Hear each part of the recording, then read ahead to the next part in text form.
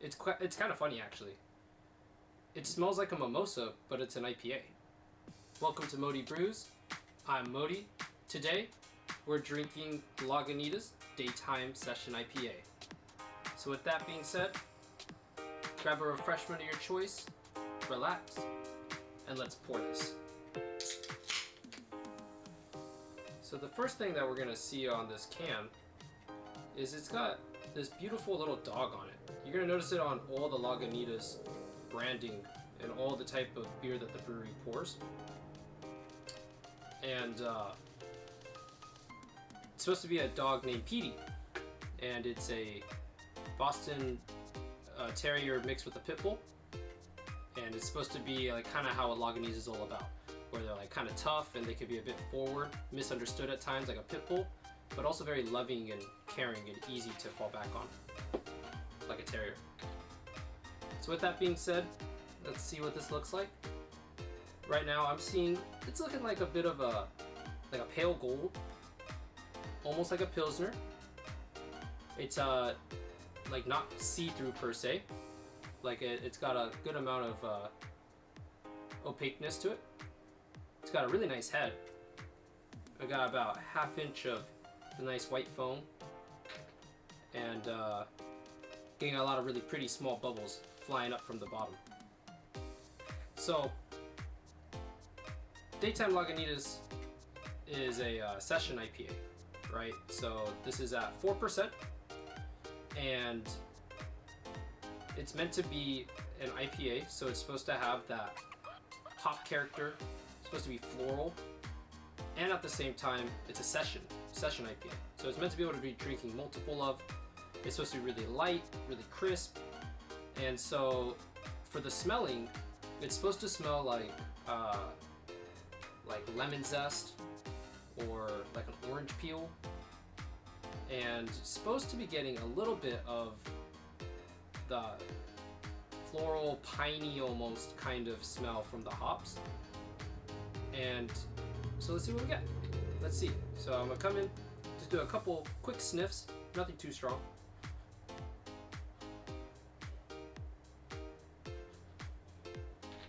Yeah.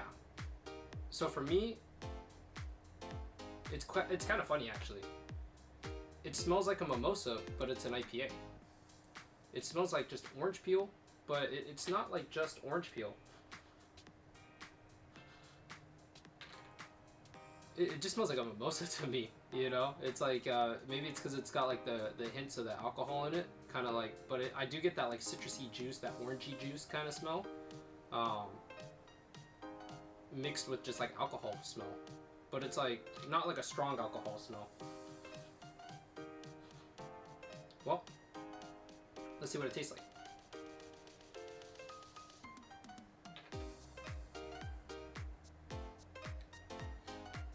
Oh yeah, it tastes like mimosa too.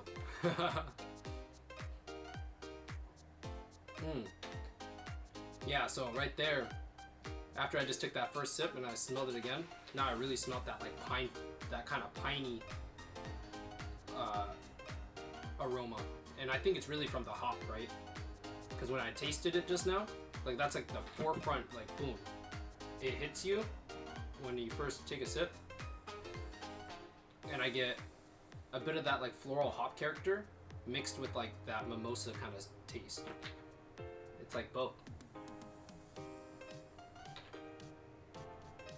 You know, it's actually really funny how this is like, so I know I keep comparing it to mimosa, but that's really what it tastes like and it feels like, because you know, with a mimosa it has that low carbonation.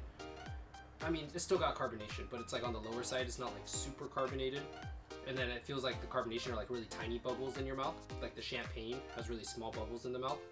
But then it's really crisp and dry. And I mean, that's exactly what I'm getting out of this. Definitely crisp. It's dry. It's ending really fast. The hops in it taste really good.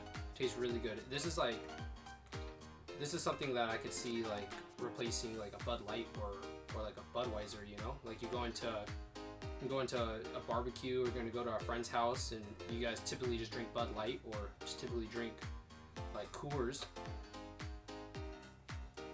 and assuming this is at your grocery store, consider picking it up. I got this one at Rayleigh's specifically.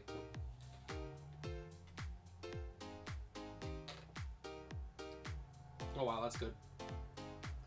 The reason why I like it too is because, you know, it's a bit of the reason why it got created in the first place. It got created because this came out in like, I think it was 2019. Came out in 2019. And I mean, all throughout the early 2010s and even like probably like the late 2000s, you know, American IPA has just been getting more and more bitter. It's getting more and more strong with like, it's all about like maximal amount of hops, maximal amount of flavor, maximal amount of ABV, the alcohol, the percentage. And don't get me wrong, I'm a big fan of like bitter IPAs too. I think double IPAs are good. I like a lot of the stuff that Sierra Nevada does, you know, and they're probably some of the pioneers of it. But this is really good.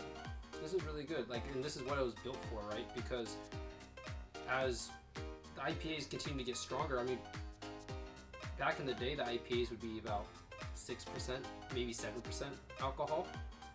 And I mean, it's so common, right? You go to the store and you see like Voodoo Ranger, it's like 10%, 12%. And so, like, Lagunitas wanted to create a beer that still appealed to the people that really enjoy IPAs, right? Like, I really enjoy IPAs. At the same time, I want to be able to drink a beer or two, or I want to be able to drink a couple of these and still be able to stand up at the end of the day, you know? Or be able to have one at night and not really feel any type of buzz or like any head changes, you know? Yeah, so that's like a big thing it seems like it came out of, was having 4% alcohol, but then it still has that like nice hop flavor.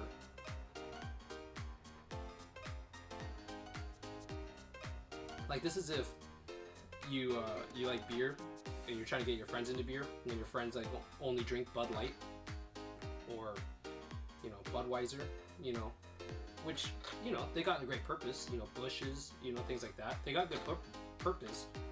It's like those really big mass markets, really cheap to get, really easy to find.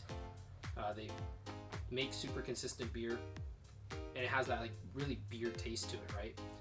I think that this is like akin to that in the sense of it's light, it's crisp, right? It's like when you drink it, it doesn't make your mouth super watery, or it also doesn't like dry it out too much, but it's definitely crisp, like when you're drinking like a Bud Light or something. It has that nice little carbonation hit, but then it has like more diverse flavor. It's like definitely beer flavor, but then it has the forward hop, like floral complexity almost on the tongue. And it kind of tastes like a mimosa. It kind of tastes like a mimosa, you know? I think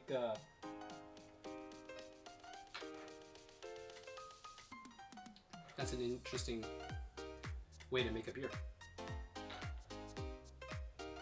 I also say this is quite easy to drink. I'm already more than almost halfway done, and it's just been going down. It's been easy to drink. So overall, I'm really liking this. I think this is a really slept on beer. You know, go to the store, you see it, you're gonna go to a barbecue later in the day. I think I'm gonna do that next time I have a barbecue event to go to. I think I'm gonna bring these. It's about to be getting summertime also, so it'll start getting hot outside, and this seems like it'll be perfect for that.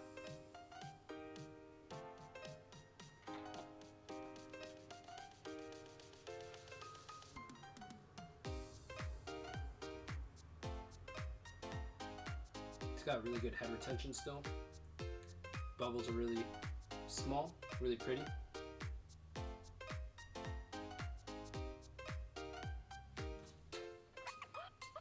You know, I think Lagunitas is an interesting brewery.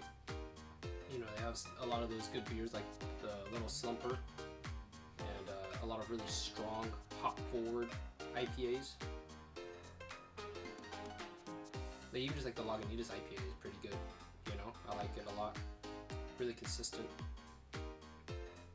But I like this because it kind of merges those flavor profiles, and it has that same feel, kind of like, you know, I'm drinking like a craft beer, right? I'm drinking like a fun beer, but in actuality, it's like I could drink a couple of these.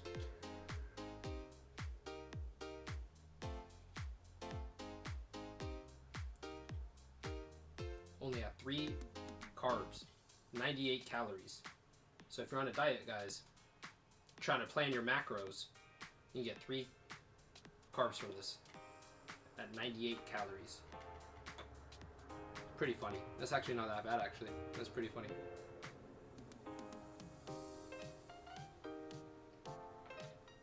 Well, I'm pretty surprised with being able to capture some of the flavor notes that they're hoping for me to capture, and like some of the aroma, right? The aroma I was able to capture. I didn't really get the lemony part, but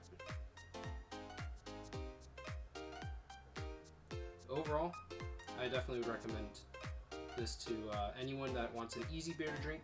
You know, maybe want one that you could drink during the nighttime, you know, bring to a barbecue or something. That's definitely the vibe that I'm getting out of this beer. So, and it's got a cool can, you know? I mean, it's literally called Daytime, right? It's built for the daytime.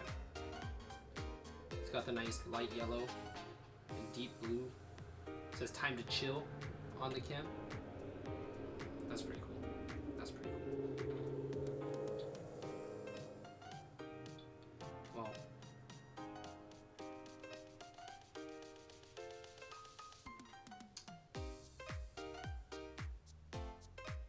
overall, I really enjoyed this beer. I definitely will be looking out for more session IPAs, right? I think this is like the first session IPA I'm drinking, and with the name, it's meant to be able to drink multiple of them in a session and still be able to stand up afterwards, right? You know, be able to plan beer around your day rather than having to plan your whole day around the beer is pretty nice. And I mean, it definitely has that like that appeal, right? Like I think like a lot of the younger generation, right? A lot of like the Gen Z coming up is not really looking for those like super heavy alcoholic beers. Like they're looking at something they can casually drink with their friends or drink at a bar. So I think this is definitely a really good step for that, and it's got a good marketplace for it. With that being said, really like this beer. I recommend if you can find it at your local, you know, liquor store or at your local supermarket. Give it a shot. Pretty affordable too. And with that being said, thanks for sticking around and watching the video. Welcome to Modi Brews channel. We're gonna have many more coming. My goal is to be uploading once a week, and I'm gonna be having a new interesting beer, going over how it tastes, how it smells, a little history of it, give you guys some little fun facts. Maybe if you guys end up picking up this beer, drinking with some buddies, you have some fun little facts to spit at them. So with that being said, I'm Modi. It's been a great time with you guys. See you on the next pour.